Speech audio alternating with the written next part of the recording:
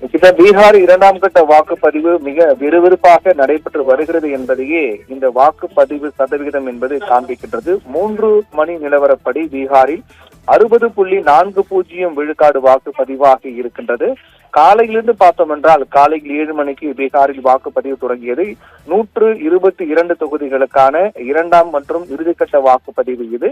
காலை 7 மணிக்கு தொடங்கியது முதலே காலை முதலே வாக்காளர்கள் நீண்ட வரிசையில் காத்திருந்து தங்களுடைய ஜனநாயக கடமையை ஆற்றினார்கள்.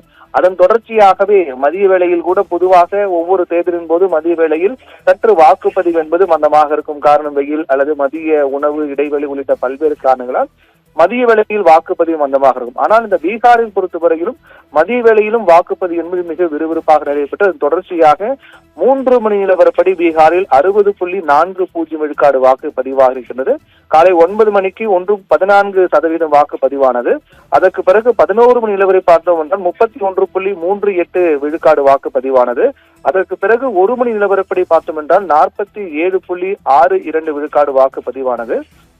அதன் தொடர்ச்சியாக தற்போது 3 மணி நிலவரப்படி 60.40 விழுக்காடு வாக்கு பதிவாக இருக்கிறது. இது பீகாரில் கடந்த தேர்தலை விட அதிக வாக்குப்பதிவு பதிவாகி இருப்பதையே இது காண்பிக்கின்றது. ஏனென்றால் முதற்கட்ட வாக்குப்பதிவு பொறுத்தவரையில் 121 தொகுதிகளுக்கான முதற்கட்ட வாக்குப்பதிவு கடந்த 6ஆம் தேதி நடைபெற்றது. அந்த வாக்குப்பதிவின் முடிவில் 65 விழுக்காடு வாக்குப்பதிவானது. இதுவே மிகப்பெரிய விடயமாக பேசப்பட்டது. பீகாரில் இந்த SIR நடவடிக்கைக்கு பிறகு வாக்குப்பதிவு அதிகரித்திருக்கிறது என்றும் இது ஆட்சி மாற்றத்துக்கான வாக்குப்பதிவா அல்லது தற்போதைய ஆட்சியினுடைய சாதனை தொடர வேண்டும் என்று அதிக மக்கள் அதற்கான ஆதரவு தெரிவிக்கிறார்களா என்று ஆளும் கட்சி எதிர்த்தரப்பு என கருத்துக்களை தெரிவித்து வந்தார்கள். எது எப்படியாக இருந்தாலும் பொதுவாகவே அதிக அளவில் வாக்குப்பதிவானால் அது ஆட்சி மாற்றத்துக்கு வழிவகுக்கும் என்பது தொடர்ந்து தேர்தல் முடிவில் சொல்லப்பட்டு வரக்கூடிய விடயமாக இருக்கின்றது. அந்த அடிப்படையில் பார்த்தோம் என்றால் முதற்கட்ட வாக்குப்பதிவில் 65 விழுக்காடு வாக்குப்பதிவானது. அது கடந்த தேர்தலை விட அதிக அளவில் வாக்குப்பதிவானதாக சொல்லப்பட்டது. அது மிகப்பெரிய விடயமாக பார்க்கப்பட்டது. இரண்டாம் கட்ட வாக்குப்பதிவில் அதைவிட முதற்கட்ட வாக்குப்பதிவை விட இரண்டாம் மற்றும் இறுதிக்கட்ட வாக்குப்பதிவில் அதிக அளவிலான வாக்குப்பதிவு பதிவாகும் என்றுதான் எதிர்பார்க்கப்படுகிறது. என்றால் 3 மணி நிலவரப்படியே 60 விழுக்காடு என்றால் 4 மணி 5 மணி என அடுத்து 2 மணி நேரங்கள் இருக்கக்கூடிய நிலையில் இன்னும் அதிக அளவில் வாக்குகள் பதிவாகும். பொதுவாக இந்த வாக்குப்பதிவு நிறைவடையக்கூடிய நேரத்தில் தான் அதிகமான மக்கள் தங்களுடைய ஜனநாயக கடமை ஆற்ற வருவார்கள்.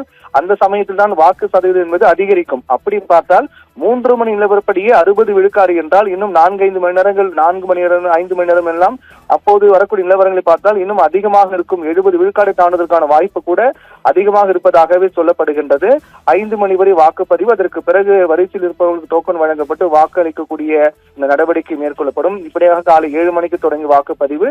எந்த இடத்திலும் மிகப்பெரிய அசம்பாவிதம் எதுவும் நடைபெறவில்லை. முதற்கட்ட வாக்குப்பதிவின் போது கூட